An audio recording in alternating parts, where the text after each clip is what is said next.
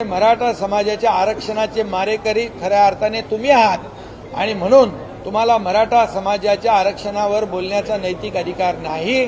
तुम्ही मराठा समाजाच्या महिलांच्या मूक मोर्चाला मुका मोर्चा म्हणून हिणवणारे, महिलांचा माता भगिनींचा अपमान करणारे कोण होते हे देखील सकल मराठा समाजाला माहीत आहे आणि म्हणून जे मराठा समाजाचं आरक्षण घालवायला जबाबदार तुम्ही आहात आणि ते आम्ही आता मिळवण्याचा प्रयत्न करतोय। सर्व याला कारणीभूत जे आहेत मराठा समाजाचं आरक्षण गमवायला त्यांनी बिलकुल मराठा समाजाच्या आरक्षणाबद्दल बोलण्याचा नैतिक अधिकार त्यांना उरलेला नाही।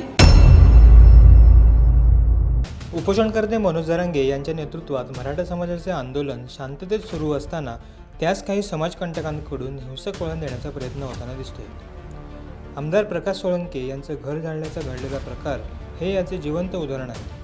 त्यातच आता नवले पुलाजवळही आंदोलकांकडून टायर जाळत रास्ता रोको करण्यात आल्याची घटना समोर आली आहे। राज्याच्या गृह खात्याने याबाबत दखल घेतली असून उपमुख्यमंत्री देवेंद्र फडणवीसांनी त्या संदर्भात प्रतिक्रियाही दिली आहे। मुख्यमंत्री एकनाथ शिंदेंनी याबाबत बोलत असताना मविया सरकार आणि एकंदरीतच विरोधकांवर जोरदार निशाणा साधला असून त्यांचा इत्थंभूत समाचार घेतल्याचे दिसते। ते नेमकं काय म्हणालेत पहा संपूर्ण व्हिडिओ। मराठा समाजाला मी कालही आवाहन केलं, मनोज जरांगे पाटील यांच्या अशी मी देखील ते संपर्कात आहे आणि त्यांनी देखील हे जे काही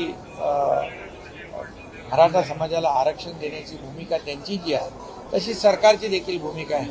मी ती भूमिका जाहीरपणे पण मांडलेली आहे आणि त्यामुळे थोडा याला वेळ दिला पाहिजे। टोकाचं पाऊल उचलून आंदोलनाला गालबोट लागेल अशा प्रकारचं कुणाकडूनही होऊ नये अशा प्रकारची विनंती आवाहन देखील मी सकल मराठा समाजाला करतोय। कारण मराठा समाज हा शांतताप्रिय आणि शिस्तप्रिय आहे। कारण गेल्या वेळेस 58 मोर्चे लाखांचे 58 मोर्चे निघाले, लाखो लोक एकत्र जमा झाले, पण कुठेही हिंसात्मक आंदोलन कुठेही झालं नव्हतं।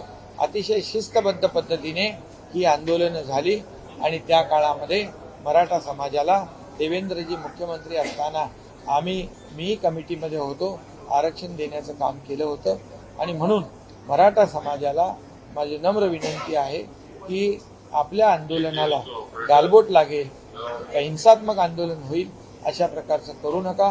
कारण शेवटी आपलं शिस्तबद्ध पद्धतीने आंदोलन करण्याची आपली जी काही परंपरा आहे त्याला कुठेही गालबोट लागेल अशा प्रकारचं काम कृत्य कुणाकडून होऊ नये अशा प्रकारची माझी भावना आहे आणि मनोज जरांगे पाटील यांनी देखील तशा प्रकारचं आवाहन मराठा समाजाला केलेलं आहे।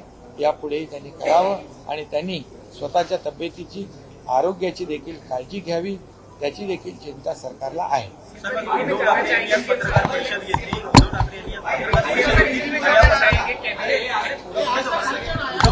पत्रकार परिषदेमध्ये त्यांनी मागणी केली की महाराष्ट्राचे जे केंद्रीय मंत्री आहेत त्यांनी राजीनामे दिले पाहिजे मराठ्यातल्या मराठी बाणा ठेवण्यासाठी किंवा मराठा आरक्षणासंदर्भात ज्याप्रमाणे चिंतामणराव देशमुख यांनी मराठी बाणा दाखवला होता तसा आता बाणा महाराष्ट्रातल्या केंद्रीय मंत्र्यांनी देखील दाखवणं गरजेचं। मराठी बाण्यावर बोलणारे खरं म्हणजे मराठा आरक्षणावर बोलण्याचा त्यांना नैतिक अधिकार नाही। कारण मराठा समाजाबद्दल किती त्यांना संवेदना आहे की मराठा समाजालाही माहीत आहे आणि आम्हालाही माहीत आहे।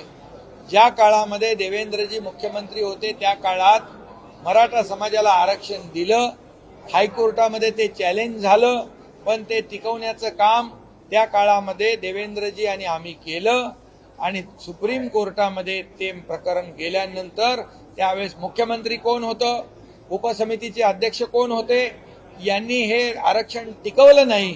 खरं म्हणजे मराठा समाजाच्या आरक्षणाचे मारेकरी खऱ्या अर्थाने तुम्ही आहात आणि म्हणून तुम्हाला मराठा समाजाच्या आरक्षणावर बोलण्याचा नैतिक अधिकार नाही।